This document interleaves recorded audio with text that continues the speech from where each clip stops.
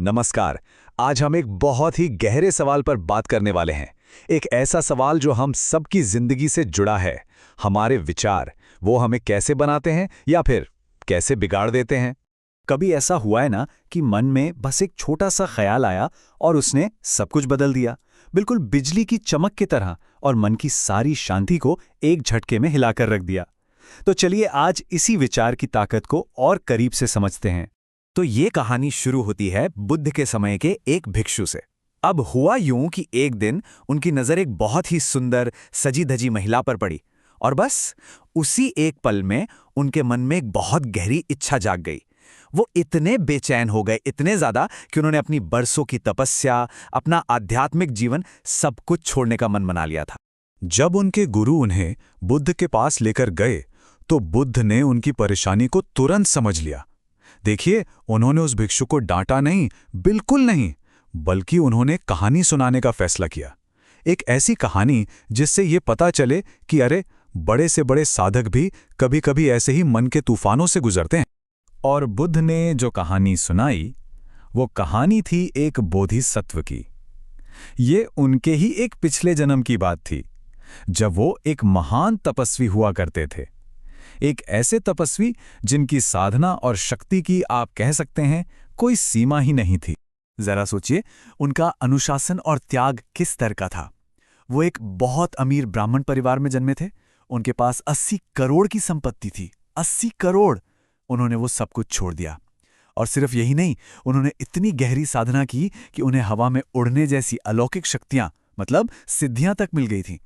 वो सचमुच अपने मन के मालिक थे।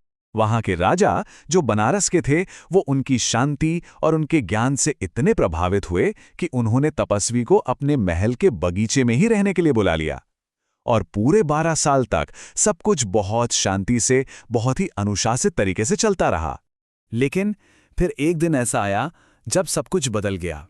ये कहानी का वो मोड़ है, वो टर्निंग पॉइंट, जो हमें दिखाता है कि हमारा मन कितना अप्रत्याशित, कितना पावरफुल हो सकता है।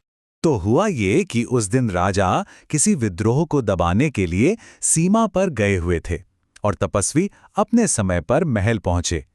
अब रानी ने अभी-अभी स्नान किया था और वो उनसे मिलने की जल्दी में बाहर आईं। इसी जल्दबाजी में उनका वस्त्र शरीर से फिसल गया। बस एक पल, सिर्फ एक पल के लिए तपस्वी की नजर उन पर पड़ी, और उसी एक पल ने, उस एक अनचाही नजर ने उनके इतने अनुशासित मन में एक विचार को जन्म दे दिया। और जानते हैं उस एक विचार का नतीजा क्या हुआ? बहुत बहुत विनाशकारी। उनकी बरसों की मेहनत, बरसों की साधना से मिली सारी की सारी अलौकिक शक्ति बस एक ही पल में खत्म हो गई, शून्य। ये बदलाव कितना बड़ा था, इसका अंदाजा इस बात से लगाइए। जो तपस्वी कुछ ही देर पहले हवा में उड़कर आए थे, अब उन्हें अपनी कुटिया तक पैदल चलकर वापस जाना पड़ा। सारी शक्ति जा चुकी थी। और इसके बाद जो हुआ वो तो और भी ज्यादा तकलीफदेह था। पूरे 7 दिनों तक वो अपनी कुटिया में बस पड़े रहे, ना कुछ खाया, ना कुछ पिया। देखिए, उन्हें कोई बाहरी दुश्मन परेशान नहीं कर रहा था। वो तो अपने ही मन में बार बार आने वाली उस एक तस्वीर से, उस एक ख्याल से तड़प रहे थे। तो अब कहानी उस मोड़ पर आती है जहां हमें इसकी असली सीख मिलती है। ये वो पल है जब तपस्वी अपनी इस तकलीफ को, अपने असली दुश्मन को शब्दों में बयान करते हैं।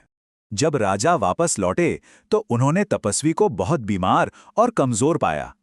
उन्होंने देखा कि शरीर पर तो कोई चोट नहीं है, कोई घाव नहीं है। उन्होंने पूछा, क्या हुआ?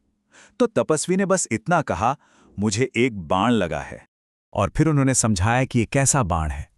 उन्होंने कहा, मुझे वासना के बाण ने भेदा है। एक ऐसा बाण जो मेरे अपने ही ख्यालों से पैदा हुआ और जिसे चिंता के पत्थर पर तेज किया गया था। ये एक ऐसा बाण है जिस पर ना तो पंख लगे हैं, ना ही इसे किसी धनुष की डोरी पर खींचा गया। फिर भी इसने सीधा मेरे दिल को भेद दिया है और मेरे पूरे शरीर को जला रहा है। उन्होंने आगे कहा, मुझे कोई घाव नहीं दिख रहा, कहीं कोई खून नहीं बह रहा। फिर भी ये सच है कि अपने ही काबू से बाहर हुए मन की वजह से ये तकलीफ मैंने खुद को दी है। और जानते हैं, जैसे ही उन्होंने अपनी इस हालत को स्वीकार किया, इसे शब्दों में बयान किया, उनका मन शांत होने लगा। वो अपने मन पर फिर से काबू पाने में कामयाब हुए। उन्होंने दोबारा ध्यान लगाया, अपनी खोई हुई शक्तियों को वापस पाया और फिर समझदारी का काम ये किया कि वो उस जगह से दूर वापस हिमालय चले गए। अब कहानी के आखिर में बुद्ध ने वो राज खोला। उन्होंने बताया कि वो तपस्वी कोई और नहीं बल्कि वो खुद थे, अपने एक पिछले जन्म में। और जैसे ही उस हताश भिक्षु ने ये सुना कि अरे खुद बुद्ध भी ऐसे संघर्ष से गुजरे हैं, उसे अपनी गलती का एहसास हो गया और कहते हैं उसी पल उसी क्षण उसे परम ज्ञान मिल गया। तो इस पूरी कहानी का जो सार है, जो मुख्य सीख है, वो एक शब्द में है, संकल्प राग। इसका मतलब है वो इच्छा या वासना जो बाहर की किसी चीज से नहीं बल्कि हमारे अपने ही मन की कल्पनाओं से, हमारे अपने ही विचारों से पैदा होती है। तो आखिर में ये कहानी हमें एक बहुत ही सरल लेकिन उतनी ही गहरी सच्चाई सिखाती है। हमारी सबसे बड़ी जंग, हमारी सबसे बड़ी लड़ाई बाहर की दुनिया में नहीं है, वो तो हमारे अपने ही मन के अंदर लड़ी जाती है। और अगर दुख की जड़ हमारा मन है तो ये भी तो सच है कि सुख और शांति का खजाना भी वही है। सब सुखी रहें, सब मंगलमय हो।